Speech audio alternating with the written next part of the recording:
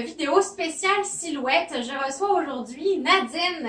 Bienvenue chez moi, Nadine. Bonjour Émilie, je suis heureuse d'être ici. Oui, hein, vraiment, je suis contente parce que pour la petite histoire, à cause de notre bel hiver, on a remis notre rendez-vous plusieurs fois. Mais puis tu viens de loin, donc tu as fait le déplacement jusqu'à chez moi, puis je suis vraiment très contente. Oui. Nadine, est-ce que tu veux te présenter en quelques minutes? Qu'est-ce que tu fais? Quelle femme tu es? Moi, je suis dans le fond une fille qui travaille de la maison, une adjointe virtuelle, je suis souvent derrière mon écran. Il y a eu un changement à ce niveau-là. J'ai toujours été quelqu'un qui travaillait dans des bureaux. Maintenant, je travaille à la maison, donc il y a comme eu un changement au niveau vestimentaire, une adaptation de moi, de me retrouver. Je peux être plus moi, donc c'est ce que je recherche vraiment maintenant. Ouais. C'est qui Nadine vestimentaire. Puis quand on parle de travailler de la maison, souvent on pense, est-ce que tu travailles en mou? Est-ce que tu es en pyjama? C'est quoi tes habitudes? Comment tu t'habilles à chaque matin? Honnêtement, je suis souvent jeans, j'avoue. J'ai trouvé aussi maintenant les pantalons qu'on appelle stretch confo, donc pas tout à fait leggings. J'essaie de me tenir loin des leggings, des sweatpants, parce que je me dis ça, c'est pour une autre utilité, pas pour le travail. Mais donc, t'as vraiment mis une routine dans ton horaire de t'habiller. Tu m'expliquais tantôt que tu descendais dans ton bureau. Donc, c'est vraiment une façon de te sentir quand même femme aussi dans ton univers de travail. Et de mettre la coupure de travail. Exactement. Ça, c'est parfait. Et c'est pas beaucoup de femmes qui se l'autorisent. Puis moi, je pars du principe que notre attitude varie tellement en fonction de comment on s'habille. Des fois, je vais m'autoriser à travailler en mou, mais je vais pas ressentir l'énergie autant haute que si j'étais habillée complètement. Et toi, au niveau de ton corps, tu avais des petites appréhensions un peu à venir faire la capsule aujourd'hui. Est-ce que tu veux nous en parler un petit peu plus? En fait, ça fait partie de ma thérapie parce que je suis une anorexique boulimique. Je m'en cache pas. J'ai écrit sur des blogs à ce sujet-là. J'ai eu une rechute parce que j'ai eu une année difficile en 2018. Donc, c'est souvent une difficulté de parler de mon corps, parce que moi, mon corps, il y a une déformation au niveau de ma compréhension et de ma notion de mon corps. De ta vision, en fait, de ton corps. Et donc, elle a dit, ça serait une belle thérapie pour toi de mieux voir, et peut-être que des fois, juste la façon qu'on l'habille, nos vêtements, ça va venir m'aider à l'acceptation et dans mon cheminement. Exactement, puis tu cadres vraiment bien, en fait, à ma philosophie. C'est le pourquoi j'ai beaucoup de mes services, mon groupe qui s'appelle La Thérapie, tu sais. Je suis thérapeute de style, la thérapie de la penderie, la thérapie du style, ça me fait partie d'une vision globale de nous-mêmes, puis de notre vision de notre corps au sein de notre environnement. C'est pas juste du vêtement, c'est pas juste se mettre un pantalon, c'est pas juste se mettre un chandail, c'est pas juste porter une boucle d'oreille, ça fait partie d'un tout et ça fait partie de notre projection de nous-mêmes envers les autres. Donc, bravo à toi, merci beaucoup de le faire, c'est vraiment très apprécié, puis je pense que tu vas en inspirer d'autres qui sont dans ton cas. Je l'espère. Donc là, on s'en va dans la phase un petit peu moins drôle, qui est les mensurations, mais qui est vraiment nécessaire. On doit passer par là. Puis c'est pas péjoratif, c'est juste pour savoir mieux comment faire avec notre corps et comment le mettre en valeur de la bonne façon. Donc, on se revoit tantôt pour les mensurations. Nous revoilà donc pour les prises de mensuration et trouver la silhouette en fait de Nadine. Donc, c'est important de se mettre vraiment leggings, camisole noire. Ce que vous pouvez faire à la maison, c'est premièrement, vous pouvez demander à quelqu'un de prendre vos mensurations pour vous. Si vous n'êtes pas capable, essayez de le faire seul. On peut y arriver. Ou sinon, mettez-vous en bobette ou en maillot de bain, devant votre miroir, puis observez vraiment attentivement votre largeur d'épaule, votre tour de taille à la hauteur du nombril et les hanches, en fait, au niveau du bassin à la hauteur des demi-fesses. Donc là, on commence ici. Encore une fois, moi, je vais vous donner les mesures en centimètres, mais vous allez avoir la correspondance en pouces également à l'écran. Donc, si tu veux, tu peux rester comme ça, il n'y a pas de problème. Donc ici, on est à 99 au niveau du tour d'épaule. Tu vas mettre ton petit doigt sur ton nombril ici. On est à 84 au niveau du tour de taille. Et hauteur mi-fesse, est-ce que je suis bien à tes mi-fesses, Nadine? Oui, parfait. On regarde et on est à 103 ici. Donc, au niveau des mensurations, je vais reprendre mon petit papier pour ne pas oublier. Donc, on est à 99 au niveau tour d'épaule, on est à 84 au niveau du tour de taille et on est à 103 au niveau du tour de hanche. Donc, c'est un X. Elle a quelques 2-3 cm de différence entre ici ici, mais on s'entend qu'on n'a pas un corps parfait en ayant vraiment la même mesure en haut qu'en bas, mais c'est quand même sensiblement la même chose. Et on a une taille qui est quand même démarquée ici. Donc, Nadine, c'est un X. Donc, c'est un petit X qui fait qu'elle a besoin, en fait, d'avoir sa taille de souligner. Donc, comme j'expliquais à Nadine tout à l'heure, la prise de poids ou la perte de poids, comme tu nous disais que tu as eu des fluctuations beaucoup en fait dans ta vie à cause de l'anorexie, ça ne va pas influencer sur ton ossature, ça va vraiment, c'est sûr que le gain de poids va faire en sorte que tu vas sûrement passer d'un X à 8, parce que le 8 et le X c'est la même chose, c'est juste qu'on a des rondeurs supplémentaires, mais l'ossature en elle-même ne changera pas. Donc, n'ayez pas peur. Si on vous diagnostique, on n'est pas chez le médecin. Si on vous dit que vous êtes un A, vous resterez un A, tu sais, mais un petit A ou une poire ou un A un petit peu plus développé, mais vous allez quand même garder votre silhouette. Donc, qu'est-ce qu'on peut porter quand on est un X?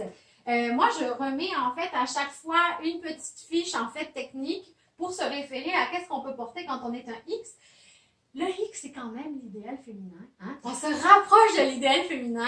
Je peux dire que quand on est un X ou un 8, on n'a pas vraiment de limitation au niveau du choix des formes et des coupes. Ça va être vraiment une prise de conscience sur l'harmonisation qu'on va en faire. Ça va être de décider quelle partie du corps ou quelle pièce de vêtement vous allez vouloir mettre de l'avant quand vous choisissez votre tenue.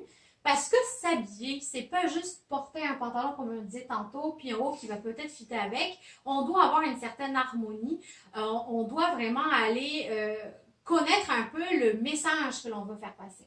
Donc, on y va all-in avec des hauts un petit peu plus à froufrou, du voilage, les manches ballons comme on a vu beaucoup l'été passé. On peut vraiment aller mettre l'emphase sur le haut du corps, mais ce que l'on veut vraiment, c'est aller vraiment montrer la poitrine, le décolleté, le port de cou.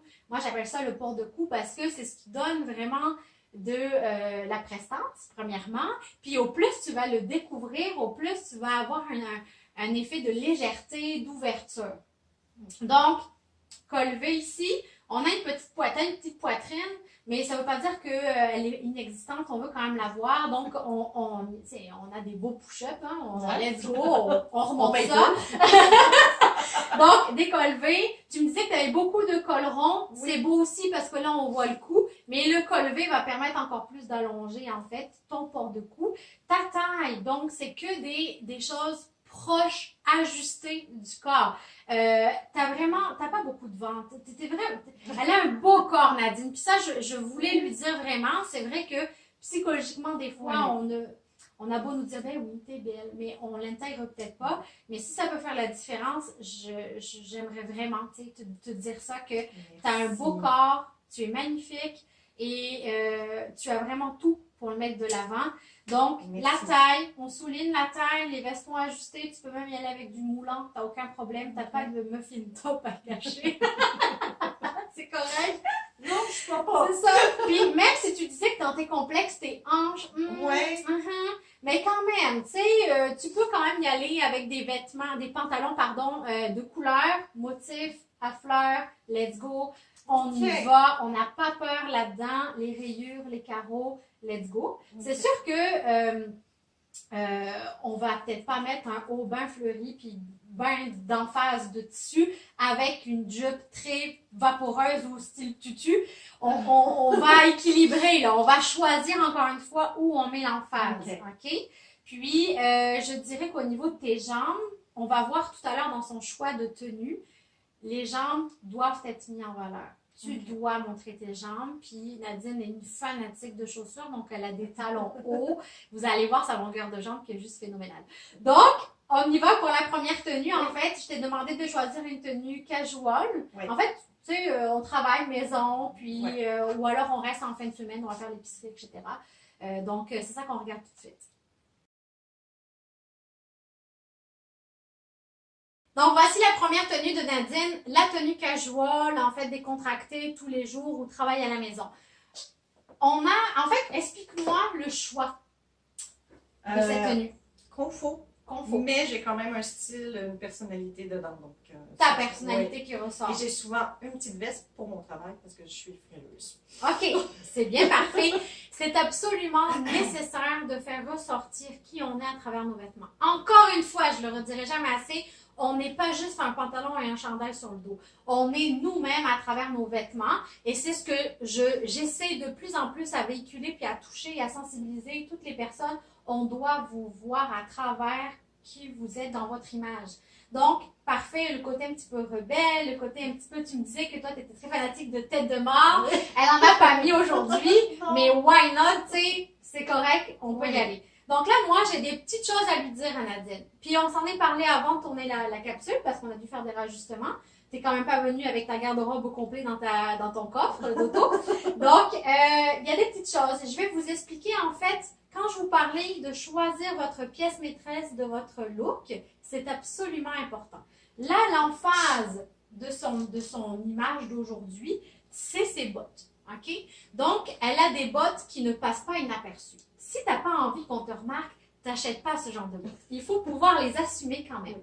Donc, ces bottes sont des cavalières qui montent au-dessus du genou. Il y a une façon de s'habiller avec pour pouvoir mettre en valeur notre silhouette. Elles ont des talons hauts et elles sont de couleur, en fait, couleur caramel un petit peu. Donc, on doit vraiment associer le reste. Moi, je trouve que le fait d'avoir mis, en fait, un haut à manches longues, un chandail à manches longues rayé, qui est, en fait, découpé ici puis qui est long, ça coupe beaucoup ta longueur de jambe. Parce que tu as des très belles jambes, comme je l'ai déjà dit, on veut les voir. Puis la cavalière, elle coupe ici. Ton chandail coupe ici. Donc, on se retrouve avec, en fait, l'emphase sur des semi-cuisses, des demi-cuisses. Donc, c'est moins avantageux. En plus, tu viens découper encore une fois avec ton veston. C'est pas le veston le problème, c'est le chandail. Donc, si on veut vraiment travailler, en fait, avec ces bottes, on doit changer le chandail avec une couleur noire. Pourquoi noir? Parce qu'on va avoir une continuité chandail, pantalon, qui fait que ça va lui donner de la longueur. On peut garder le veston ici, parce que ça va vous donner le côté un petit peu fancy, le côté un petit peu rebelle, et ça va permettre de mettre en valeur la taille ici, vu qu'il est coupé court. Maintenant, si elle veut absolument garder le chandail, elle doit changer les bottes. Si on garde ce chandail-là, on met des bottes, les petits escarpins, talons hauts, la petite touche fancy ici avec le petit zipper. Donc, c'est clairement ça qu'on va porter avec, qui va faire en sorte que ça va lui allonger clairement ses jambes. Et donc là, la silhouette va être mise en valeur de la bonne façon. Donc, ce que je vais faire, vous allez avoir une photo avec ces bottes et ce chandail. Et tu vas aller te changer, en fait, le chandail pour garder les bottes. Okay? Parfait.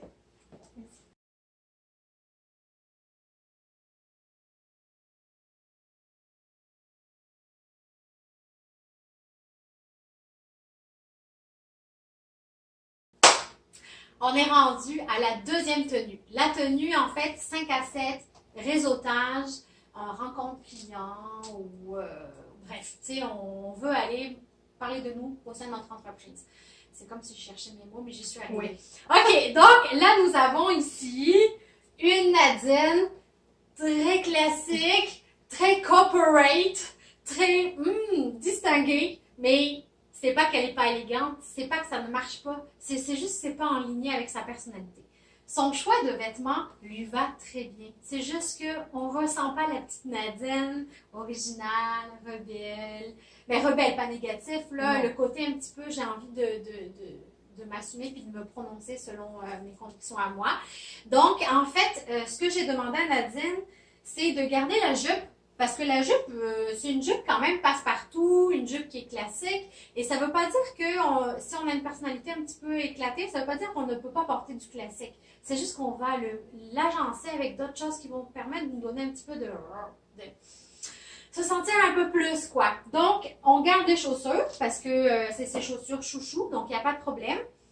Mais on change le chandail.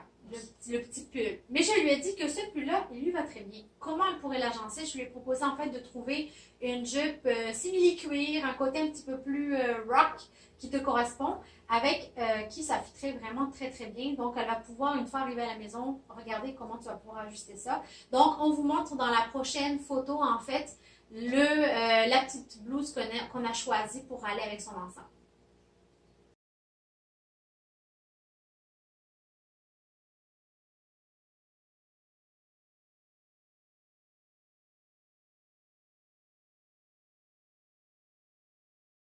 Dernière tenue pour Nadine, la tenue de soirée.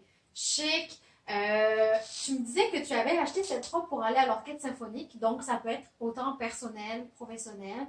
On a besoin en fait d'une robe noire de soirée. Je pense que c'est l'indispensable à avoir. Et à commencer à acheter une robe de soirée, acheter la noire pour pouvoir après avoir du luxe d'acheter d'autres couleurs.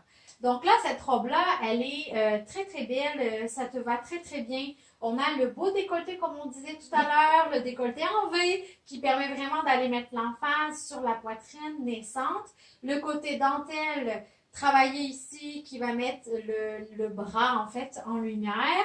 La longueur qui est parfaite, parce que ce qu'il faut savoir avec une robe, on doit regarder où est-ce qu'elle arrive.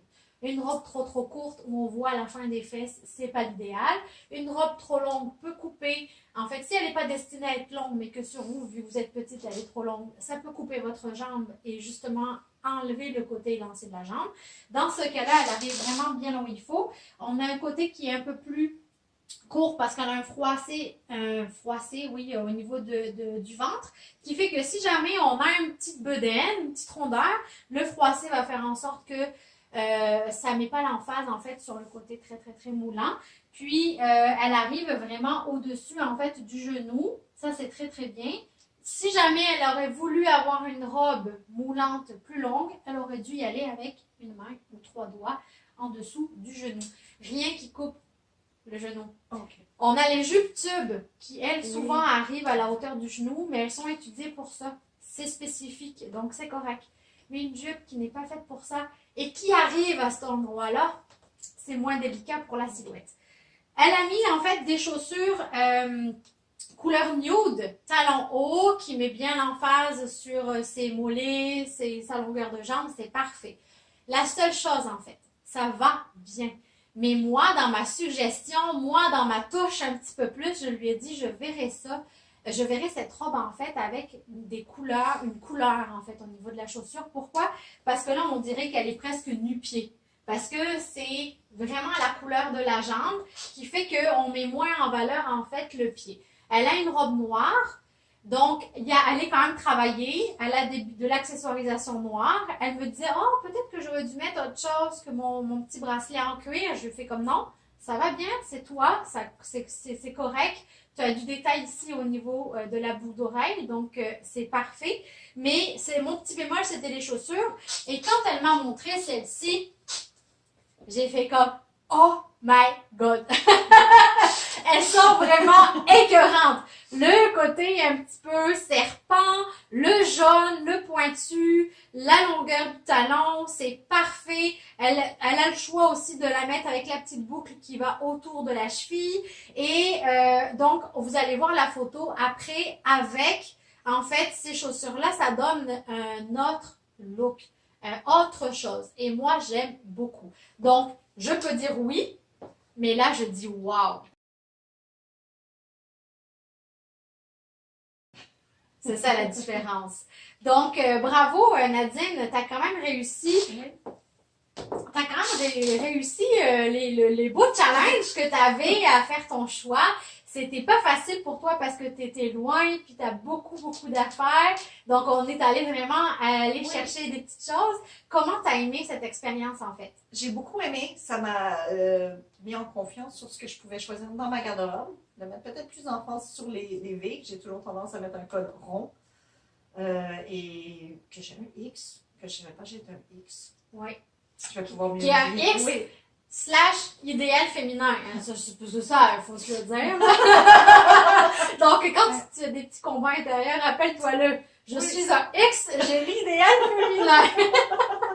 Ça va être bon, oui. Super. Merci beaucoup, Nadine. Merci à vous de nous avoir regardés. Je vous invite en fait à aller consulter mon site internet www.reflète-toi.ca. Si jamais vous voulez en connaître plus sur moi, sur ma belle communauté, vous avez ma page Facebook, mais aussi ma communauté privée qui est la thérapie du style, où on trouve vraiment une communauté à l'écoute qui conseille puis qui donne plein de belles astuces au niveau de soi, en fait, soie, vêtements, etc. Donc, à bientôt pour une autre capsule. Au plaisir de vous faire rayonner.